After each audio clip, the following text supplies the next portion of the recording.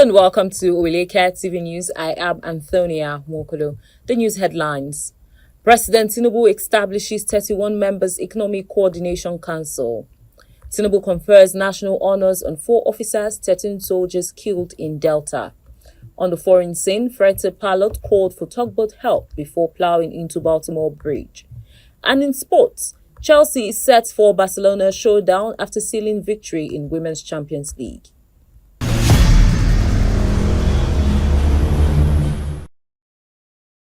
Welcome back. Now the news in details. President Bola Tinubu has unveiled a robust economic governance framework aimed at enhancing Nigeria's economic planning and execution. The initiative includes the establishment of the Presidential Economic Coordination Council, PECC, and the creation of the Economic Management Team Emergency Taskforce.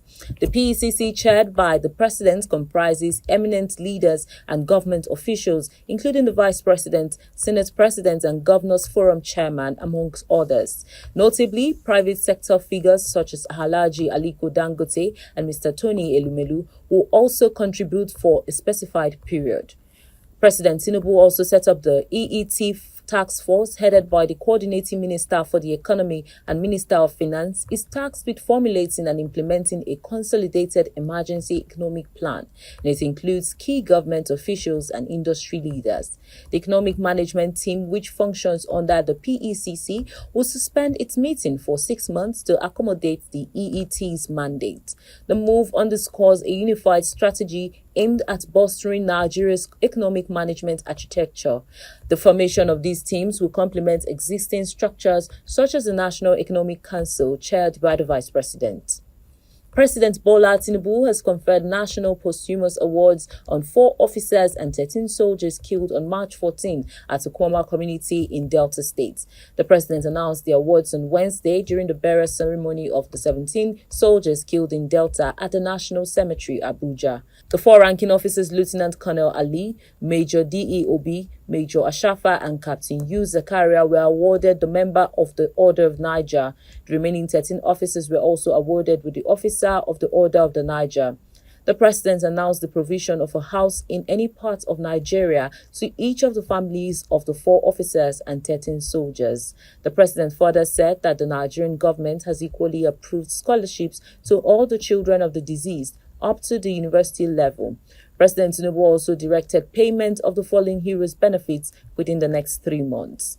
Nigeria's First Lady Oluremi Tinubu on Wednesday tasked wives of all 36 state governors to nominate 1 tertiary institution and 100 farmers in their states for intervention projects by the Renewed Hope Initiative.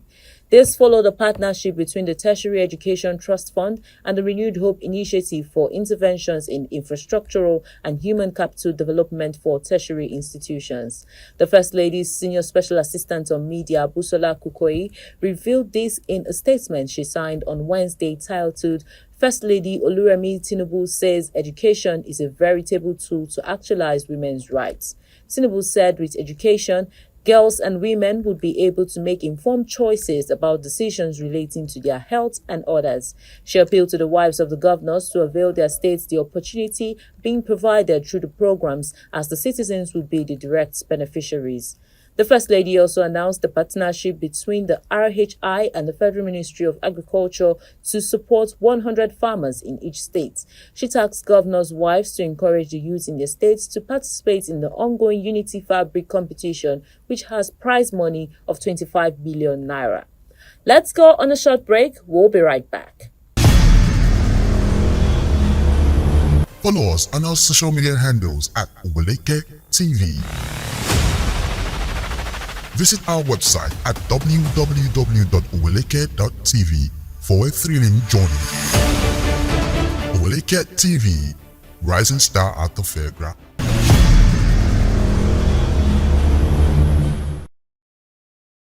Welcome back. The Labour Party's highest decision-making body, the National Convention, has declared that it has designated its 2027 candidacy for the party's leader, Peter Obi. In the same breath, the party also announced a right of first refusal for the Abia State Governor, Alex Otti, should he decide to seek re-election on the party's platform. This means that Governor Otti will have the first opportunity to accept or decline the party's gubernatorial ticket before it is offered to anyone else. This resolution was articulated in a communique released by the party after the party's national convention, which convened in Nnewi, Anambra State on Wednesday. It was signed by the party's re-elected national chairman, Comrade Julius Abure, and its national secretary, Umar Farouk Ibrahim.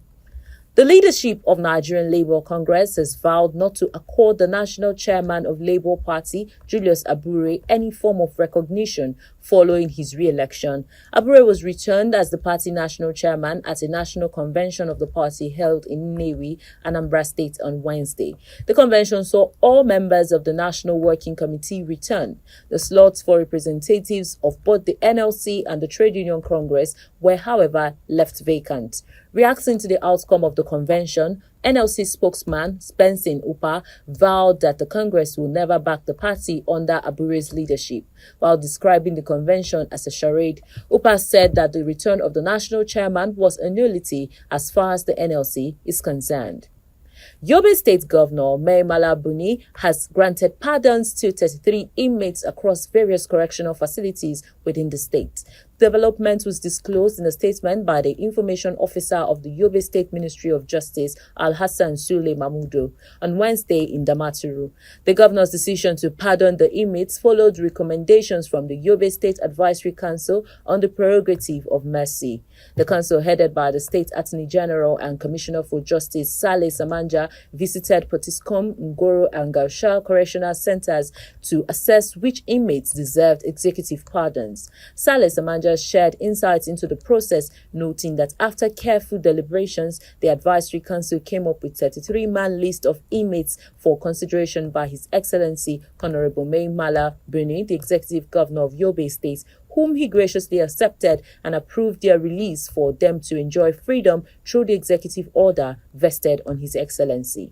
In addition to the pardons, Governor Bruni marked the eve of Ramadan by approving the release of food palliatives to all correctional facilities throughout the state. This move ensures that inmates can partake in the blessings and bounty of the Ramadan season, reflecting the spirit of forgiveness, compassion, and communal support that characterizes the holy month. Up next are stories on the foreign scene after the break. Follow us on our social media handles at Oweleke TV. Visit our website at www.oweleke.tv for a thrilling journey. Oweleke TV, rising star at the fairground.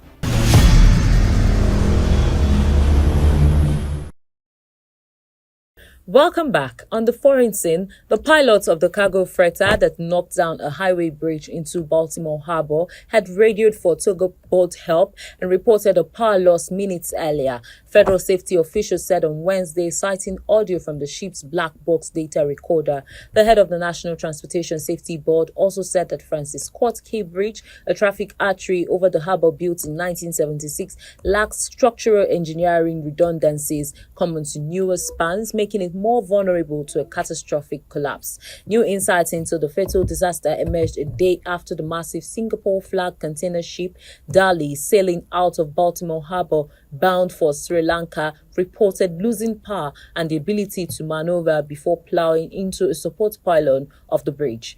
The impact brought most of the bridge tumbling into the mouth of the Patapsco River almost immediately, blocking shipping lanes and forcing the indefinite closure of the port of Baltimore, one of the busiest on the U.S. Eastern Seaboard. In entertainment, Bobrisky's infamous Best Dressed Female Award at Ajakuja Beasts of Two Worlds movie premiere has generated numerous controversies. The ongoing feud between singer Portable and Bobrisky has taken a new dimension, with the former dropping a diss track ridiculing the controversial crossdresser at the premiere. Bobrisky won Best Dressed Female and was awarded 1 million naira, while former BB Naija housemate Groovy clinched Best Dressed Male and won 1 million naira. Nigerian singer Portable, displeased with Bobrisky's emergence as best-dressed female, condemned the judges who deemed him worthy. He said the decision promotes homosexuality. He also added that Bobrisky did not merit the best-dressed female award because he was not born female. However, Bobrisky, displeased with Portable's criticism, retaliated and described the singer as an unfortunate individual who envied his success. And in sports, Chelsea booked their spot in the Women's Champions League semi-finals after sealing a 4-1 aggregate win over Ajax on Wednesday night. A 3-goal victory in Amsterdam had already made the Blues overwhelming favourites ahead of the return leg at Stamford Bridge. Mayra Ramirez's first half strike all but sealed their passage to the next round after Erin Kutzbeck's sharp tackle in the Ajax half allowed Guru Retin to send the Colombian through, and she made no mistake with the finish for her first European goal. And just before we go, here's a recap of the headlines. President Tinubu establishes 31 members Economic Coordination Council. Tinubu confers national honors on 4 officers, 13 soldiers killed in Delta. On the foreign scene, freighter pilot called for tugboat help before plowing into Baltimore Bridge. And in sports, Chelsea is set for Barcelona showdown after sealing victory in Women's Champions League. And that's the package on our news bulletin. Kindly follow us on all our social media platforms at Oweleketv. Visit our website at www.oweleke.tv. I am Antonia Mwokolo. Thank you for watching.